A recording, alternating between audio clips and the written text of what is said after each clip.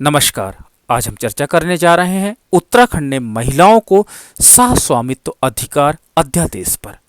क्योंकि आप जानते हो कि उत्तराखंड एक पहाड़ी राज्य है और यहाँ पर अधिकतर लोग पलायन कर जाते हैं आजीविका के तलाश के कारण।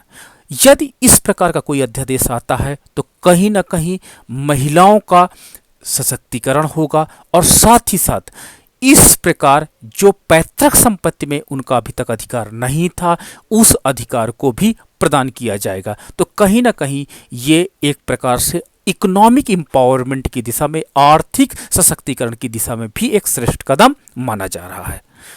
उत्तराखंड सरकार ने पति की पैतृक संपत्ति में महिलाओं के सह स्वामित्व अधिकार प्रदान करने वाले अध्यादेश को पेश किया गया है। इसके अगर मुख्य बिंदुओं को देखें कि आखिर इस प्रकार के सह स्वामित्व अधिकार अध्यादेश की आवश्यकता क्यों पड़ी, तो इसके पृष्ठभूमि में कई प्रश्न छुपे हैं, इसके गर्भ में कई कारण निहित हैं जिसके कारण इस प्रकार के अध्यादेश की आवश्यकता पड़ी।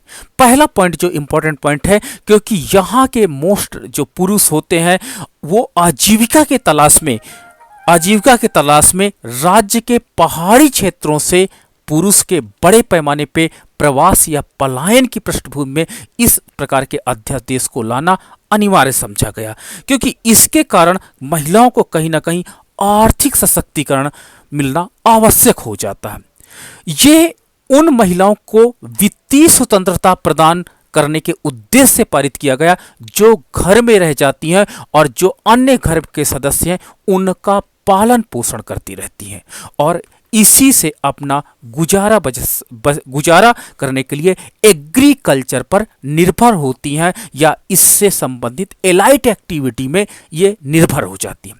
तो उत्तराखंड एक पहला ऐसा राज्य बन गया है जो इस प्रकार का अध्यादेश लाया है और वास्तव में महिला सशक्तिकरण की दिशा में कहीं श्रेष्ठ कार्य किया है, जो अपनी महिलाओं को पैतृक संपत्ति में स्वामित्व अधिकार प्रदान किया है।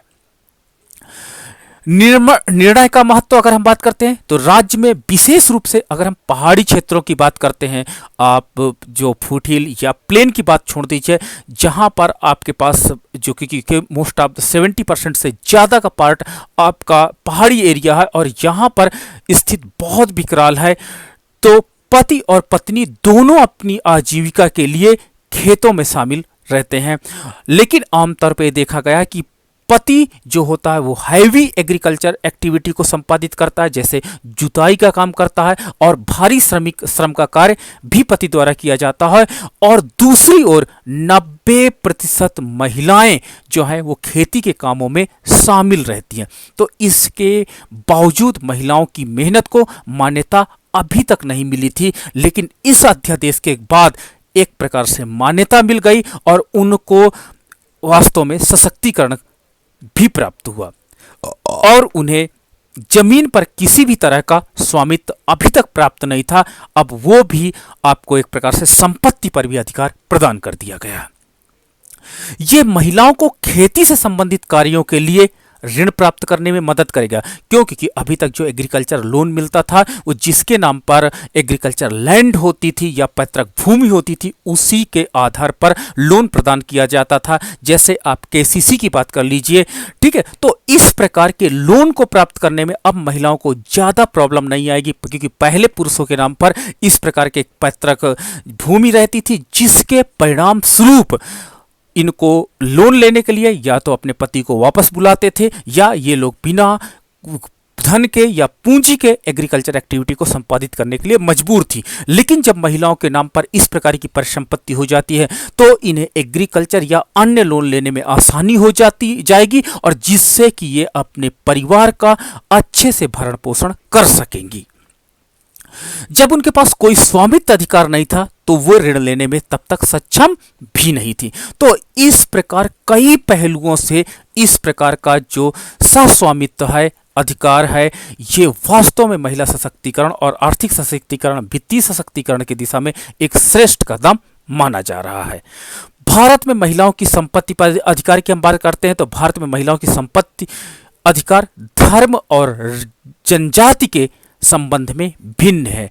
आमतौर पर अधिकार कानून और रिवाज के जटिल मिश्रण के अधीन है। ठीक है, हालांकि हिंदू उत्तराधिकार संशोधन अधिनियम 2005 महिलाओं को समान कानूनी संपत्ति अधिकार प्रदान करने की दिशा में एक महत्वपूर्ण कदम हुआ था और जिसके अंतर्गत महिलाओं को काफी सशक्त किया गया था। इसके अलावा 1956 के हिंदू व्यक्तिगत कानून जो हिंदू, बौद्धों, सिख और जैन पर लागू है, महिलाओं को विरासत के अधिकार को प्रदान करते हैं। तो ये आपका gk-today.in से मैटर को कलेक्ट किया गया है और इस प्रकार का जो आपका उत्तराखंड राज्य ने महिलाओं को स्वामित्व अधिकार प्रदान या अध्यादेश लाया है, ये कहीं ना कहीं महिलाओं को एक श्रेष्ठ स्थिति में अवश्य लेकर के जाएगा। So much, thank you.